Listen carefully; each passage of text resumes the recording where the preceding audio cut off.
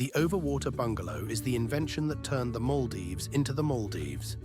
The concept arrived in the late 1960s and early 1970s, when the first resort developers recognized that the lagoon itself, not just the beach beside it, was the experience, and that placing a room directly over the water, with a ladder from the deck to the sea, removed the last barrier between guest and ocean. The form has evolved through 5 decades of iteration and now encompasses everything from a modest timber box on stilts to a 2,000-square-foot villa with its own pool, gym, and butler service. The price range is correspondingly vast. At the upper end, the Overwater Villa has become a vehicle for architectural ambition and interior design that would be at home in any design publication.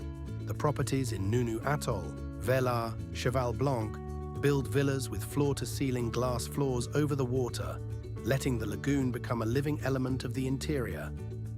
Gili Langkonfushi in North Malay Atoll builds its villas on long jetties extending over the lagoon, each positioned for privacy and sunrise alignment, each with a Mr. Friday, a personal butler, whose role begins before arrival. These properties exist in a category where the nightly rate is a secondary concern to the primary one of designing an experience that justifies the decision. At this level, the question is not really about the room at all. The mid-range overwater category represents the most genuinely interesting part of the market.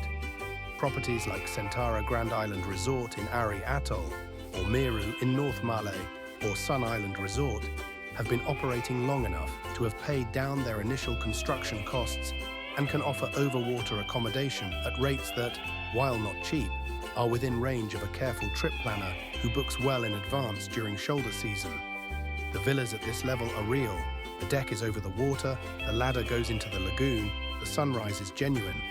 The finishes are not the same as Velas. They do not need to be. The budget end of overwater accommodation requires adjusting expectations while protecting the core of the experience.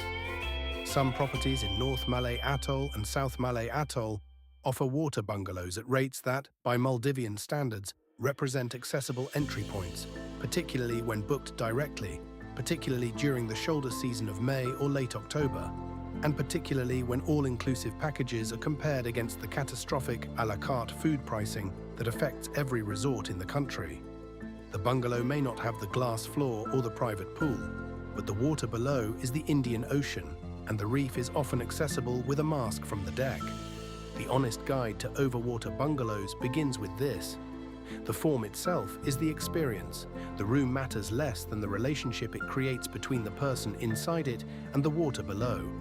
That relationship is available across the full price spectrum. The ladder into the lagoon is the same ladder everywhere. The fish below it do not know which category of bungalow they are swimming beneath.